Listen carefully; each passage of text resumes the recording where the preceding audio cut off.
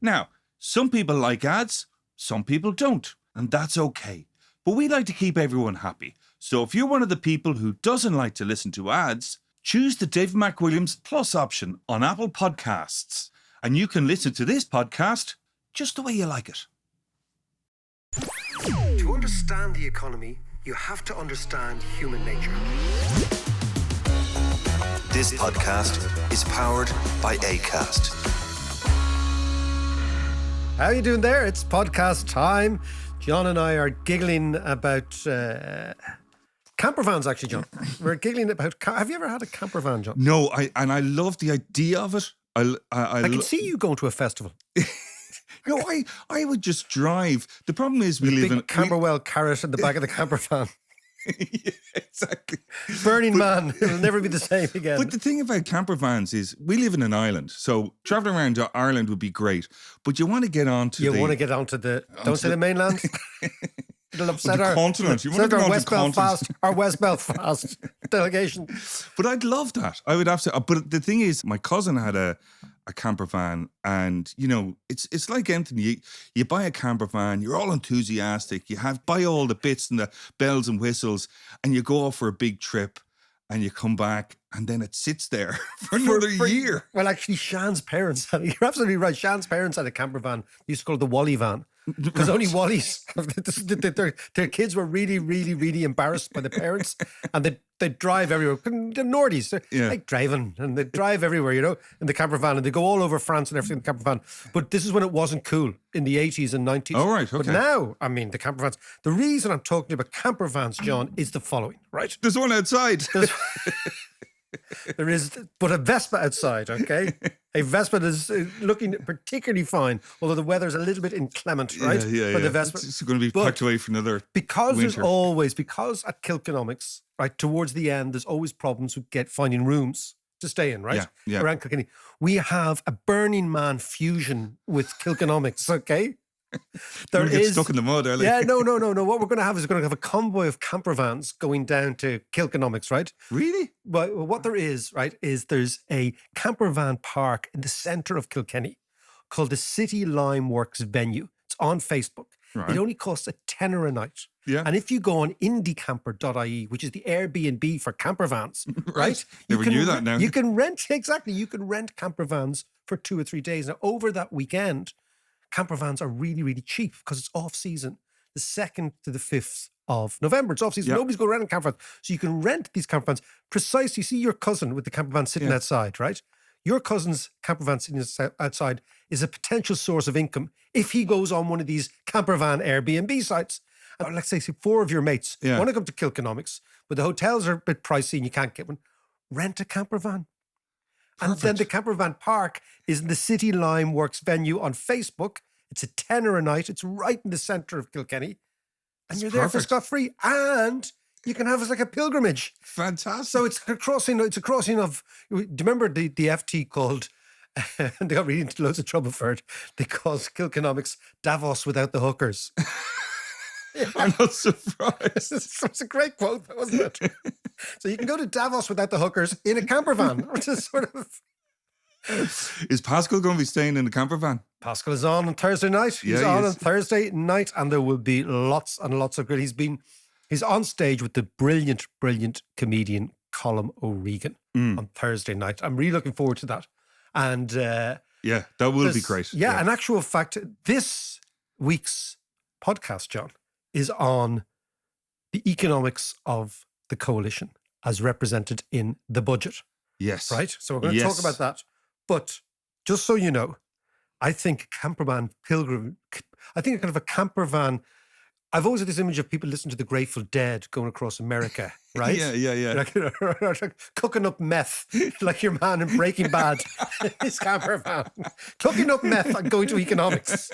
I'm going to Davos without the hookers. So if you want to come to Kilkenomics, you're thinking, the hotel's a little bit pricey.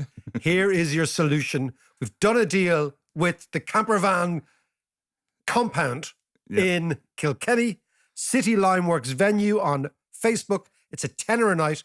Camper vans can be rented for about £100 for the weekend. 150 quid. That's a Four of you. bargain. Yeah, if you go to the Airbnb site, which Yeah. is giving your cousin an income, right?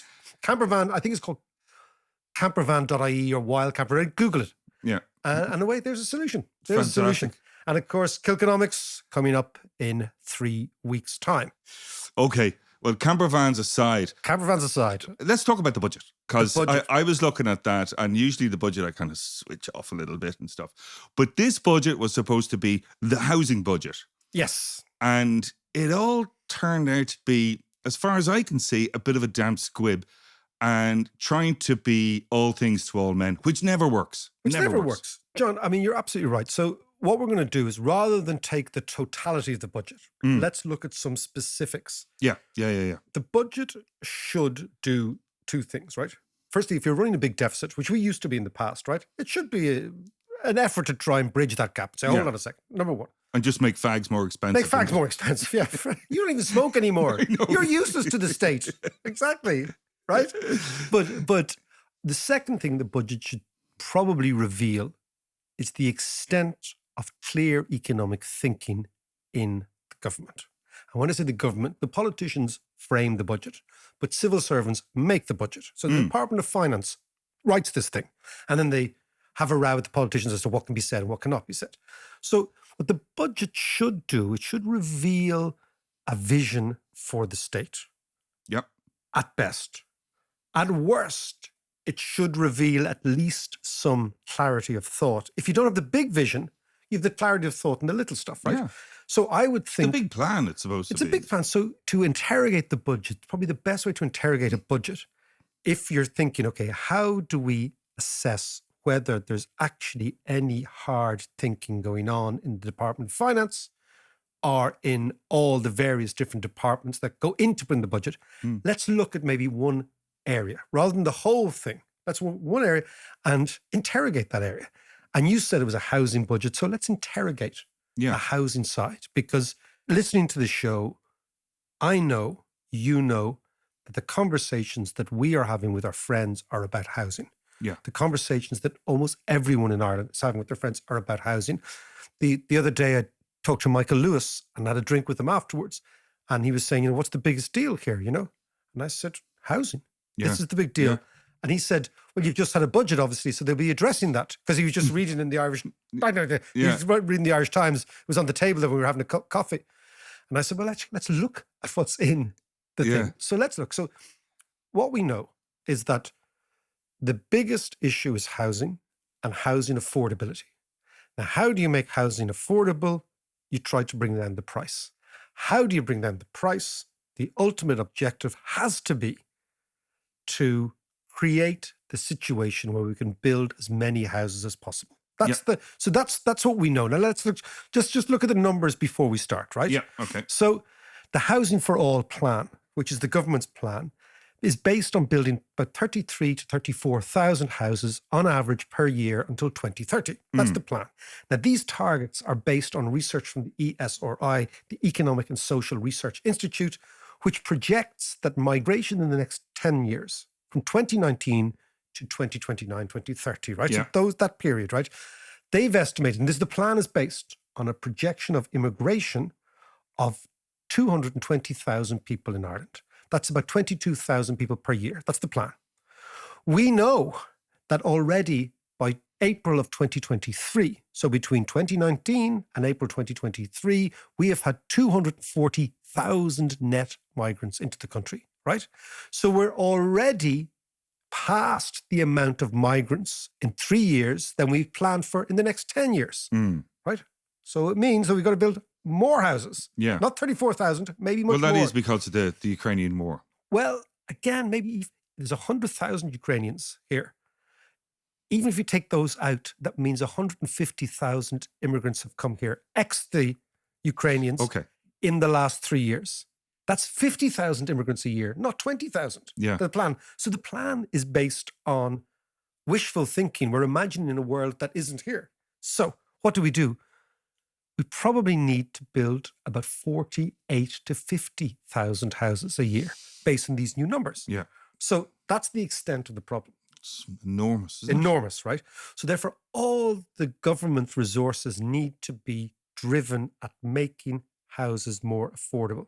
And there's two ways of doing that. One is you work on the supply side, but the other thing is you do whatever is in your power to make sure that houses are affordable, so therefore that house prices don't rise. Yeah. So now let's look against that background at the initiatives. We're going to look at 5 initiatives that the government unveiled for housing in the budget a couple of days ago and see how they square with the objective of building more housing and getting the house prices down for the average citizen, and then conclude whether or not we are talking hard thinkers or bullshitters Okay. who are ruling this. Okay? So what's the first initiative then? Let's start So off. let's just look at the background noise, right?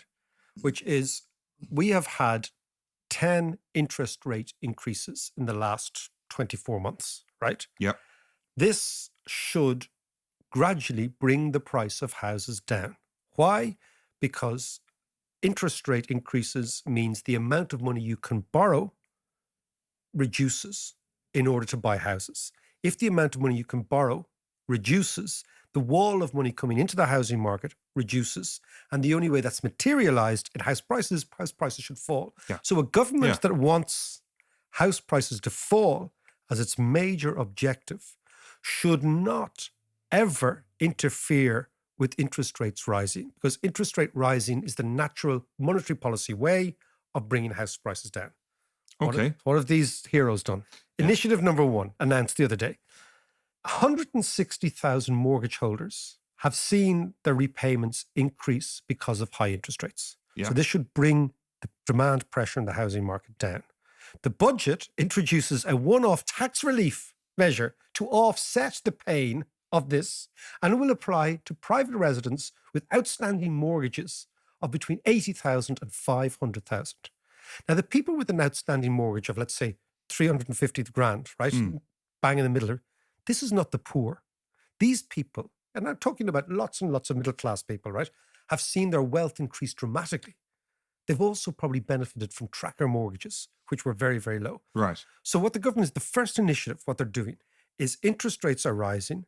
So they're going to offset the impact of interest rate rises in order to keep the housing market doing what? Going up, not going down. So now, because of this initiative, John, housing is a one-way bet. When interest rates fall, house prices go up. And when interest rates rise, they introduce a tax subsidy to make sure the house prices go up even more. So how are they getting this wrong then? Because that seems pretty obvious to me. This- And if it's obvious to me, well, then it must be obvious to a lot of other people. On the contrary. So, John, this is something advocated by Sinn Féin. Right? Okay. It's all to do with Sinn Féin's pandering to the property-owning middle classes, right? So Sinn Féin have figured out that if they're going to get elected, they can't just get people on the margin. They can't just get people who are Republican and are nationalist, and they can't just get the working class. They need to get the middle class. So Sinn Féin have come up with this wheeze. It's complete bullshit. Sinn Féin is supposed to be a socialist party. Yeah. Yeah. Right? Yeah. And here it is protecting the interests of the wealth of the middle classes, right? Right. And because Sinn Féin came up with it, and Sinn Féin's trying to encourage the middle class to vote for them, Fianna Fáil and Fine Gael have said, well, Jesus, we should rob the Shinners' clothes on this. Yeah. So we neutralise the Shinners. So what they're doing is they're neutralising the Shinners. Now, this is not what the electorate want. What the electorate want is an ideological choice between the Sinn Féin left-wing choice and the Fianna Fáil, Fine Gael, let's say centre-right choice. Yeah. People are mature enough to vote. But this is just political engineering. So it's just political engineering. But what it does, John, is it actually chips away at the foundational objective of policy, which is to build more houses and to decrease the cost of housing by increasing the cost of borrowing. Of course, what the government has done is they've come up with a wheeze. It's just political bullshit, right? So the first initiative flies in the face of the objective of affordable housing. Yeah. And it's kind of pathetic. That's initiative number 1. Okay. Initiative number 2. Okay, that's a rental tax credit is to be increased from 500 quid to 750. So this is a That's tax. good. So on the face of it, that's really good. Yeah, but what this means is that rents are allowed to go up. So the only thing that'll keep rents down is if people's income is so stretched that rents can't go up, right? But what this does, a tax credit, is a subsidy to landlords. Because what it's in effect doing is to say, don't worry, you can keep the rent high because we'll give the people a subsidy, Yeah. which they can claw back in tax. And of course, what it does is it means rents go even higher, right? Right. So by Okay, actually okay. trying to be on the side of everyone, you're on the side of no one. So what they actually should have done in that case is put Leave well alone. Leave it alone. a rent or- cap on it. Or maybe a rent cap, but just leave it alone and let things figure out. So what they've done is it's hardly a solution long term to a Well, problem. no, but it is a good short-term solution, though. No, because what it does is this is the paradox of aggregation, John. The fundamental, Yes. the fundamental rule of macroeconomics, I believe the most important rule is this thing called the paradox of aggregation, which is what is good for the individual is not always good for the community. And it underlines the dynamic nature of macroeconomics. And what it means that if I get a rent subsidy and nobody else gets it, it's really good for me. But if I get a rent subsidy and everybody else gets it, all that's going to happen is rents are going to go up. Because Yes. everyone's available Yeah, the subsidy, right? Yeah, yeah. And this is the type of, when I said, are we clear thinking? Or are we bullshit thinking? Yeah. Are we direct about what we're saying? Or are we masking everything? This, again, is a great example of woolly thinking. How would I always say, shibboleths versus hard thinking. So shibboleths, it was a tribe in the time of Jesus, right? So the time of Jesus, there was the Rough. in the time of Jesus, John, right? There were many tribes. Not Christians were only a small, there was loads of things going on. There was loads of competing religions that were going on, right? Gangs. The Christians were just one group of lads. Yeah. 12 lads and this fellow with the beard, Yeah. right? And they were good. They had a very good marketing department. Right. They had a good branding department, a very good marketing department, right? So they were good. They were good salesmen, right? Yeah. But there were other gangs, and one gang was the shibboleths. And the shibboleths, their sort of secret was, are you part of our gang? It's like the people from Judea, right? And I'd say, how do we know you're part of our gang, right? And it was all based on accents, right? So in Judea. Oh, right. Yeah, Okay. so in Judea in the old days, there'd have been Dublin accents, there'd have been South Side accents, there'd have been North Side accents, there'd have been country accents, right? Yeah. Okay, the shibboleths came from a certain area, so they pronounced things a little bit different to everybody else. Yeah. So what they had is they'd say, how do you know you're in our gang? And the shibboleths would say marmalade. Yeah. Or something like that. Marmalade. Right, exactly. And if there was a long A at the end of it, you were one of them. Right? So therefore, you were part of the chosen few if you could repeat the slogan again and again and again and get the accent right. Right. So a shibboleth has emerged in economics, which is kind of like a mantra. You just repeat the mantra. And what I always say in economics is, let's see if it's a shibboleth or hard thinking. If it's just a mantra. And this is just a mantra. We'll give these guys tax breaks. Nobody will realize that if everyone gets the tax break, it'll cancel everything out. Yeah. And we'll try and pretend Hey. that we've done We'll something. try and pretend, hey. Hey, hell yeah, hey. Exactly, right? So that's Or it'd be right. yeah, like the Ross O'Carroll Kelly, yeah. Like with all the rugby jocks. Exactly. Right, colours up. Okay, Initiative 3, John. Yeah. And this is the greatest wheeze, right? I don't know if you've been following it. There has been a huge amount of talk about the flight of landlords, Yes. right? Yes. Which Yeah. I yeah. find, Yeah. I've heard about Like the flight of the Earls. Yeah, exactly. The flight of the Earls, 1603 or 1607 or whatever it was, Loch Swilly, right? The flight of the land. I've actually kind of, you know that New Zealand comedy duo, the flight of the Concords. Yes. Yeah. They're brilliant. Yeah. Yeah. I have this sort of image of them in my head, right? So there's this whole idea that, oh my God, landlords are disappearing and they're selling the houses that they used to be renting and they're selling them to real people and those real people are taking them and that's affecting the rental market. Yeah. So there's fewer and fewer properties to But rent. we've no real evidence that there's a flight of the landlords. It's a mythical Really? thing. Yeah, there's no real evidence, right? Because So where what does we that come have- from then? It comes from trying to be all things to all men. So in the last 3 initiatives, Initiative 1 was let's be nice to homeowners. Initiative 2 is let's be nice to renters. Initiative 3 is let's be nice to landlords. Like, think about what's going on, right? Yeah. So the flight of the landlords, the flight of the Concords, right? They decided we're going to give a tax break of 600 to $1,000 every year to landlords. And this will rise in increments every year if they stay in the market till 2027. Okay? Right. Okay. But there's about 160,000 landlords in the country. It doesn't matter to the overall property market whether or not the houses are rented or bought by people, because the overall property market is constrained by a lack of housing. So if you buy the house from the landlord that is rented, you're now off the rental market. Yes. Think, right? Yeah. So you're not a problem anymore for rental. So what they're doing is they're trying to pretend that if a landlord disappears, that the house disappears. Yes. Yeah. Which is amazing thinking, right? This is, the emperor and no clothes. Yeah. Right? The house doesn't Yeah, yeah, disappear. yeah. It just is sold to somebody. That person may be a landlord or that person may be an owner-occupier. If they're an owner-occupier, it means they're off the rental market. Yeah. Yeah. Happy days. So the flight of the landlords, they've got this image of rather overweight people flapping around the place. And of course, in the overall scheme of the world, the landlord is hardly the sort of person that is the main victim of the shortage of houses.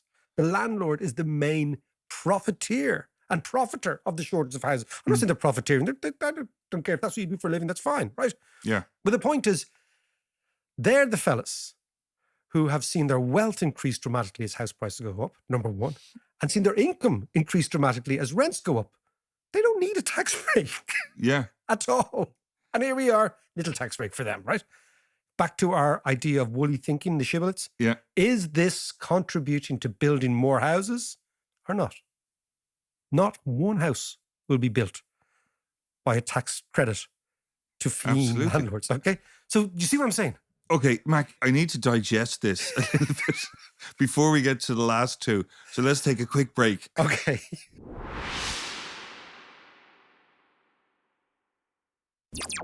Okay, Mac, so we've got 3 initiatives so far. Keeping renters happy, keeping landlords happy, and keeping homeowners happy. This is the late approach. The late show One approach. for everyone in the audience. This is the late approach to economics, right? Patrick Okay. Kilty, if you are listening, Patrick, right, you should open the late with the budget late and say, okay, we have a cuddly toy, we have a 2-week holiday in Tenerife, and we have, don't mention it, a Renault car. One for everyone in the audience. So let's go. It's the late approach to the budget.